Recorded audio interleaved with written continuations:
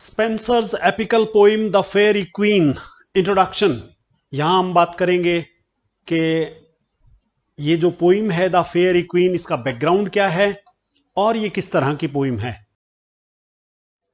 Edmund Spencer's fairy queen is one of the greatest epic poems of English रिनाइसा। All times नहीं कहा है, ये कहा है इंग्लिश रिनाइसा। इंग्लिश रिनाइसा के टाइम की one of the greatest epics हैं, written in elaborate elegant style. It was published in two parts, the first 3 books in 1590, next 3 in 1596. ये बातें किसी भी सवाल के जवाब में लिखी जा सकती हैं। 1590 और 1596 तीन किताबें लिखी गई थी। एक्चुअली एक एपिक में 12 किताबें होनी चाहिए, लेकिन एडमंड स्पेंसर ने 12 किताबें लिखने का प्लान तो बनाया था, परंतु लिख 6 ही पाया था और 6 ही किताबों की है, और 3 पहले लिखी थी और 3 6 साल बाद 1596 में लिखी थी। Spenser had originally planned to write 12 books.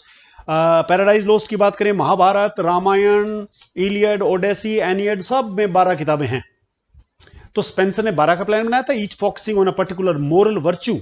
एक किताब एक मोरल वर्च्यू पर, एक नैतिकता, जैसे सच्चाई है, ईमानदारी है, एक एक वर्च्यू के ऊपर, उसको कहते हैं moral virtue. But only 6 were completed. The poem is both A moral and political allegory. जब मोरल वर्च्यूज पे लिखी गई है तो ये मोरल एलिग्री ही तो होगी, और पॉलिटिकल एलिग्री भी है, क्योंकि एक्चुअली तो स्पेंसर का टारगेट पॉलिटिक्स को खुश करना और वहां से इनाम पाना था। सेलिब्रेटिंग क्वीन एलिजाबेथ वन, देखिए, and promoting Christian values, noble behaviour, ideal of a chivalric knight. क्या क्या टारगेट्स थे? क्वीन एलिजाबेथ को वन को सेलिब्रेट करना, क्रिश्चियन वैल्यूज को बढ़ावा देना, नोबल बिहेवियर को बढ़ावा देना, और एक शिवेलरिक नाइट जो है आइडियली कैसा होना चाहिए उसका बखान करना, यह टारगेट था। सेटिंग और स्ट्रक्चर की बात करें, बहुत शानदार स्टैंजा स्ट्रक्चर इसमें यूज हुआ है, जो बहुत फेमस है अपने आप में। इसको एक बार गौर से देखना चाहिए और उम्र भर के लिए याद रख लेना चाहिए। 9 लाइन का स्टैंजा है, 9वीं लाइन एलेक्जेंड्राइन होती है। 8 लाइनें जो इसमें हैं वो बारी बारी से ऑल्टरनेट राइमिंग होती हैं। The poem is set in A mythical land called fairy land. Fairy का स्पेलिंग नोट किया जाए। फेयरी लैंड पोइम जो है मिथिकल लैंड है, सेटिंग वहां की है, ruled by Gloriana Queen Elizabeth one के लिए यूज हुआ है, इसीलिए ये पॉलिटिकल एलिग्री है। पॉलिटिकल एलिग्री के सवाल में हम ये लिख सकते हैं कि ग्लोरियाना वास्तव में ग्लोरियाना ना होकर जो है क्वीन एलिजाबेथ वन है। The Faerie Queene who represents Queen Elizabeth. The structure of the poem is unique. Spenserian stanza जो स्पेंसर ने खुद बनाया और उसी में लिखा। A 9 line stanza form created by Spenser himself. Rhyme scheme is A-B-A-B। 4 लाइनें हो गई, फिर बदल गया, जो पिछले स्टैंजा की आखिरी लाइन थी पिछली, उससे शुरू होगा B-C-B-C, और आखिरी लाइन फिर से रिपीट होकर के C। इस तरह से 9 लाइनें बनती है, A-B-A-B-B-C-B-C-C, और आखिरी जो लाइन होती है उसको बोलते हैं एलेक्जेंड्राइन, और आखिरी लाइन आयम्बिक हेक्सामीटर होती है। पहली 8 लाइनें याम्बिक पेंटामीटर होती हैं। मेरे ख्याल में ये बात आपको क्लियर होगी। Each book of the poem focuses on A night. अब हर 6 की 6 किताबों में हर किताब में एक नया नाइट है, वो रिप्रेजेंट करता है एक पर्टिकुलर वर्च्यू को। जैसे एक ईमानदारी को, एक स्वच्छता को, मान लीजिए आपको समझाने के लिए, ऐसा है नहीं वैसे, लेकिन वो वर्च्यूज के नाम पर है। अंडरटेक्स ए क्वेस्ट, और तलाश में है टू प्रूव और परफेक्ट दैट वर्च्यू, उस वर्च्यू को परफेक्ट बनाने की तलाश में है वो knight. The character and events are only literal, not only literal but also symbolic. Characters और इवेंट्स लिटरल ही नहीं है बल्कि सिंबॉलिक भी हैं।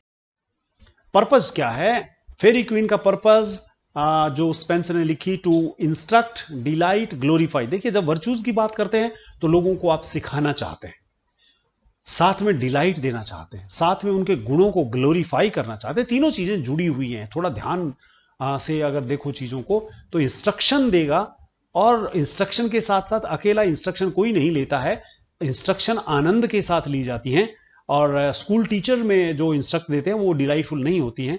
बाकी इंस्ट्रक्शन और डिलाइट पोइट्री में ऐसा होता है। और ग्लोरीफाई करना, his queen and country, the goal was to fashion a gentleman और noble person in virtuous and gentle discipline. Gentle होना चाहिए, डिसिप्लिन होना चाहिए, नोबल और वर्चुअस पर्सन होना चाहिए, ऐसे नाइट का बखान। पोइम इज एजुकेशनल, देखिए एजुकेशनल तो होगा ही जहां मोरल होगा, educational, moral, entertaining, deeply nationalistic. Nationalistic जो है ना वो आमतौर पर एपिक नेशनलिस्टिक हुआ करते हैं। थोड़ा ध्यान दीजिए, रामायण और महाभारत भी है ना, भारतवर्ष की बात होती है, यदा यदा ही धर्मश्यते ग्लानिर्भवति भारत, तो भारत शब्द जहां आया है वो नेशनलिस्ट होता है। और राम भारत के एक ऐसे देवता माने जाते हैं कि हिंदुओं के प्रमुख देवता माने जाते हैं, भगवान माने जाते हैं। तो नेशनलिस्टिक स्पिरिट फेरी क्वीन में भी है। It had a huge influence on later poets including Milton, Keats, Tennyson and remains a masterpiece in English literature. तो Faerie Queene is a grand poetic story about knights on quest to uphold virtues like, कौन कौन से virtues? 6 किताबें हैं। सबसे पहली holiness, दूसरी temperance, तीसरी चेस्टिटी, चौथी फ्रेंडशिप, फिर जस्टिस और फिर कर्टसी।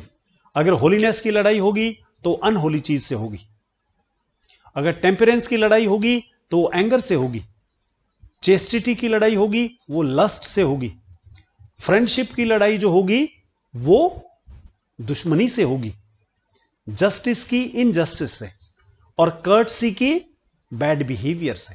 तो इस तरह के दुश्मन होंगे और उनके साथ लड़ाई। Celebration of moral goodness, English pride, religious truth, poetic imagination. Though unfinished, the poem stands as a rich tapestry of allegory, fantasy and Renaissance ideals. इस पोइम में, ये पोइम अनफिनिश्ड है क्योंकि 6 किताबें हैं, 12 लिखनी थी टोटल, और ये पोइम रिच टेपेस्ट्री है एलिग्री की, फैंटेसी की और रिनाइसां आइडियल्स की। धन्यवाद।